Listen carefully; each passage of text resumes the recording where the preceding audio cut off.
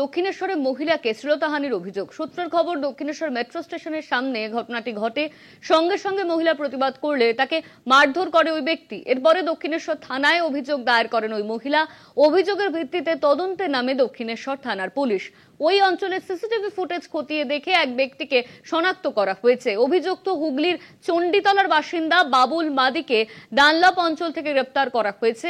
ইতিমধ্যে এই খবর সামনে আসছে, বাবুল মাদিকে ডানলপ অঞ্চল থেকে গ্রেপ্তার করে পুলিশ। দক্ষিণেশ্বরে মেট্রো স্টেশনে এক মহিলাকে শ্লীলতাহানির অভিযোগ সামনে আসছে। ইতিমধ্যে এই ঘটনাকে কেন্দ্র করে থানায় অভিযোগ দায়ের করা হয়েছে এবং অভিযুক্ত যে যুবক তাকে কিন্তু গ্রেপ্তার করা হয়েছে পুলিশের তরফে। দক্ষিণেশ্বর মেট্রো স্টেশনের সামনে এই ঘটনা ঘটেছে বলে জানা যাচ্ছে। সিসিটিভি ফুটেজ দেখে অভিযুক্তকে শনাক্ত করাও হয়েছে। দক্ষিণেশ্বরে মহিলাকে শ্লীলতাহানির অভিযোগ সামনে আসছে। আমাদের সঙ্গে ফোন লাইনে রয়েছেন আমাদের প্রতিনিধি জয়ন্ত মজুমদার। জয়ন্ত, দক্ষিণেশ্বরে মহিলাকে শ্লীলতাহানির অভিযোগ সামনে আসছে, ইতিমধ্যে এই ঘটনায় পুলিশও হস্তক্ষেপ করেছে। পুলিশের ঠিক কি ভূমিকা দেখা যাচ্ছে?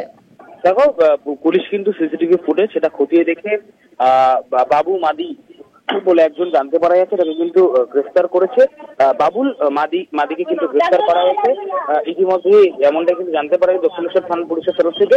এবং মহিলাকে মারধর পর্যন্ত করা হয়েছে বলে পরবর্তী তথ্য সামনে এসেছে। এবং তারপরেই কিন্তু এই হুগলি চণ্ডীতলা থেকে বাবুল মাদিকে কিন্তু গ্রেফতার করে দক্ষিণেশ্বর থানা। আজ থেকে ব্যারাকপুর মহকুমা আদালতে পাঠানো হয়েছে।